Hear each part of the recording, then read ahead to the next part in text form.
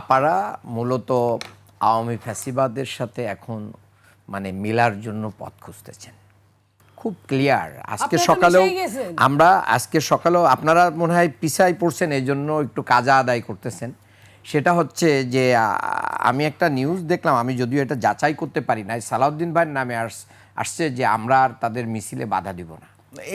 এটা মনে হয় ফেক নিউজ, আমি জানি না।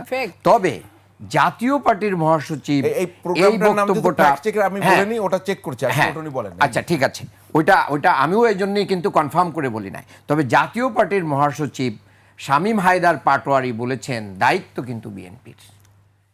এটা দ্বারা মূলত জাতীয় পার্টি রক্ষার দায়িত্ব এখন বিএনপির, বিএনপিকে নিতে হবে। এটা কেন একটা দলের আওয়ামী দোসর যাদের কারণে এই বাংলাদেশের গণতন্ত্র কি হয়েছে, বারবার কত বিক্ষত হয়েছে, বাংলাদেশ কত বিক্ষত হয়েছে, তারা যদি তাদের মহাসচিব যদি বলে যে জাতীয় পার্টিকে রক্ষার দায়িত্ব আছে বিএনপির, আর জাতীয় পার্টির বিএনপি নেবেই দায়িত্ব, বিএনপি নিয়েছে অলরেডি নিয়েছে। কারণ বিএনপি জাতীয় পার্টির অফিস মানে ব্যাপারে যে সমস্ত বক্তব্য এবং কার্যক্রম আসতেছিল এটার জন্য নিন্দাও করেছে প্যাডের ভিতরে। সো দ্যাট যদি নাই নেই তাহলে এতক্ষণ পর্যন্ত লালন পালন হয়ে তো জাতীয় পার্টি নিষিদ্ধের জন্য ওনারা কোনো ইনিশিয়েটিভ নিচ্ছেন না। কেন নিচ্ছেন না আমরা জানি না। ওনারা আওয়ামী লীগের নিষিদ্ধ চান নাই, আবার একদিকে আওয়ামী লীগের ভোট এবং তাদের ব্যবসা, তাদের বহু কিছু ওনারা দেখভাল করছেন, এটার মাধ্যম দিয়ে আমাদের আপারা করছেন সুজাসুজি কথা।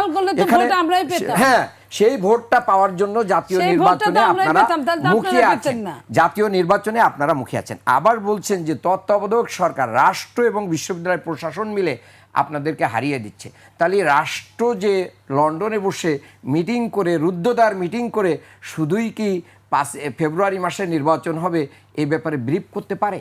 এটা তো পারে না। সেখানে তো আমরা মনে করি রাষ্ট্রের সাথে মানে বিএনপির একটা নেগোসিয়েশন। এক মিনিটেই আমি শেষ করব।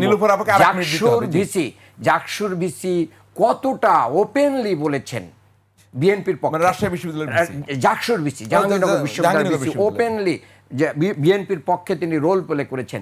তো ওনারা তো ওনার পদত্যাগ দাবি করেন নাই, কেন দাবি করলেন না?